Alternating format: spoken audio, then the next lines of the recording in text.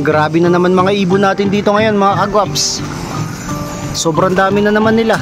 Mga Kagwaps TV, halina kayo, malulupet na kalapati ay silipin ninyo. Yon mga kagwaps, welcome back dito ulit sa Gwaps TV Official. For today's video natin ngayon mga tropang kalapatids, mga kagwaps, eto po, katatapos lang ng Holy Week.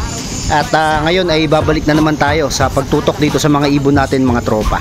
So nagaganap na rin ngayon ang training ng BBC.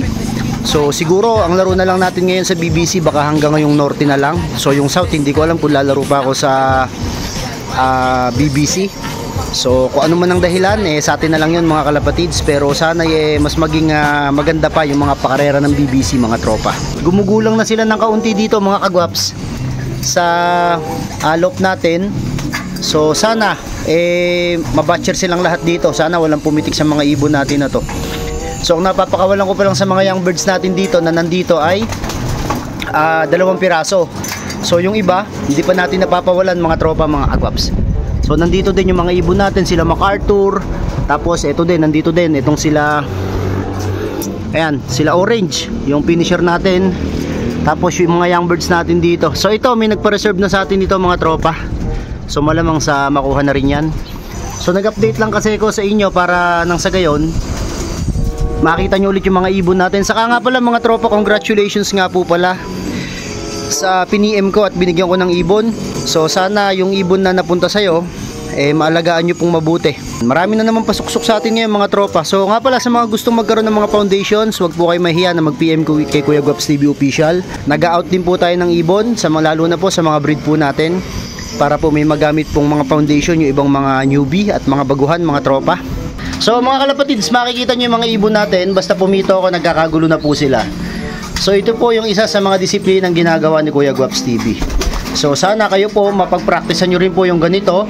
So paano nga ba mga kagwaps nagagawa yung ganitong pag pumito ka sa loob ng loft mo, halos naglalapitan na sa'yo. So napakasimpleng bagay lang po ng mga ganyan mga kagwaps. Hindi pa ako naglalagay ng patuka mga tropa. So naka-tame kasi sila ngayon sa patuka mga kagwaps. So ibig sabihin, takal na takal lang talaga yung mga patuka nila. Grabe mga young bird natin mga tropa. Napakagaganda, napakapupogi. So naghahanap na ng patuka itong mga to mga kagwaps, kaya ganyan. So unahin siguro natin, bigyan muna natin ng inumin. Ito panlaro na natin to ngayon mga tropa, si Pakito. Ilalaro ko yan. Kasama nyo tong si Orange mga kagwaps. So wait lang ha, magbibigay lang ako ng patoka. Huwag kayong alis yan, tapusin yung video na to. Kasi baka mamaya bigla ako mamili ng bibigyan ko. Mabigyan ko po kayo mga kagwaps. So isa-isa lang ang bigay muna natin. Hindi pwedeng sabay-sabay at masyadong mahirap mag-produce ng mga pampamigay na kalapate. Lalong lalo na nagsusuksok din tayo ng pang-south ngayon mga kagwaps. Sobrang gaan pala nitong si Pakito ngayon. Nakakondisyon siya ngayon mga tropa. Palibhasa nga habol siya. So ikakarga natin to. So sa ngayon okay naman yung kanyang kondisyon. Maayos naman mga tropa. So Pakito Junior, siya na bahala ngayon mga kagwaps kung itatagpos niya tayo ng norte.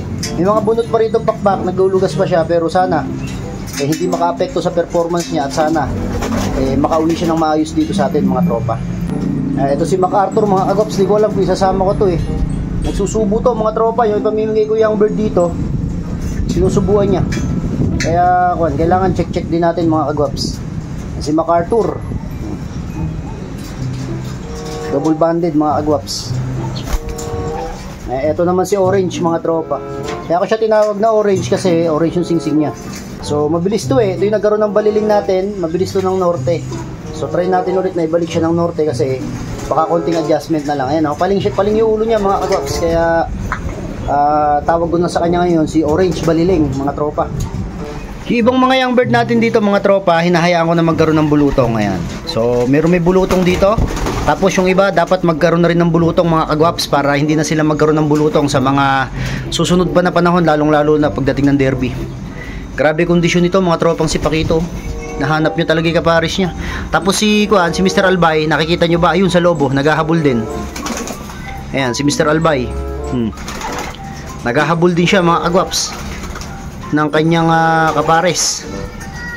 So kung naihahagis ko lang sana ng norte yan, pwede natin ipampuling yan Mga naghahabol sila mga tropa, baka sakaling bumilis-bilis kahit na papano. So ngayon mga kagwaps, pakikitaan ko kayo kung papaanong magpaamo ng ibon. Ayan kita nyo, pagka kinuha ko ipatuka, mga nagwawala. So gagawin lang natin mga kagwaps, pag nagwawala silang ganyan, yung kamay natin lalagay lang natin dito. So sila na ang bahalang tumuka mga kagwaps. sa kamay natin.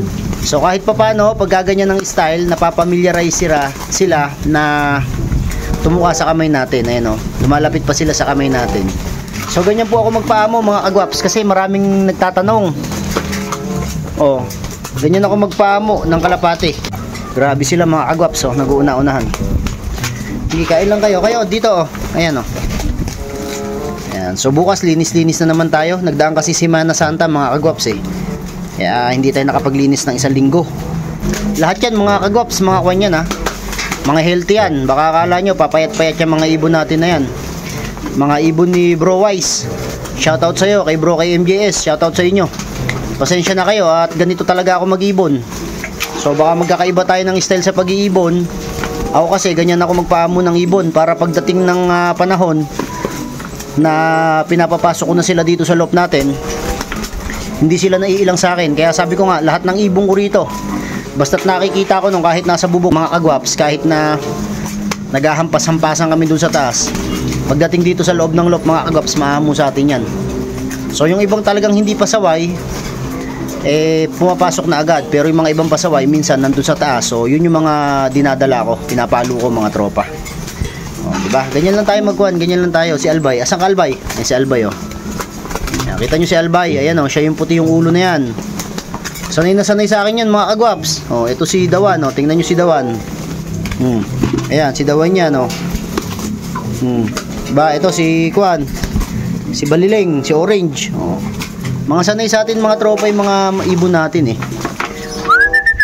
Sa lahat ng mga nagpapaamo ng ibon dyan, ganito gawin nyo. O itong isa na to, si Orange yata to, pumasok na rito sa loob. Pambihira. Si Albay oh, napakatakaw. Sino ba to? Si MacArthur. Pinasok na yung loob. Yan. Ngayon, mahirap humakbang dyan kasi baka matapakan natin no. Diba? So, lihis tayo ng kaunti. Ayan sila mga tropa. Ganyan lang sila kaamo sa atin. Ganito gawin nyo mga tropa ya. So yung sa trapping gawin nyo.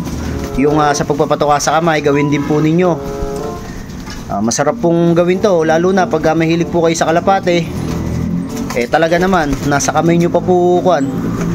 Tutuka po yung mga ibon nyo. Ayan, nandyan si Orange, si Albay, nandyan din si MacArthur. Yung mga matatanda ng ibon natin, nandyan sila yung nangunguna kasi sanay talaga sa akin itong mga to mga kagwaps. Tapos meron ding mga bagong mga ibon natin dito na maaamo. Ito din pala si Pakito, nakikiagaw din si Pakito sa atin. Busog na yata si Mr. Albay oh.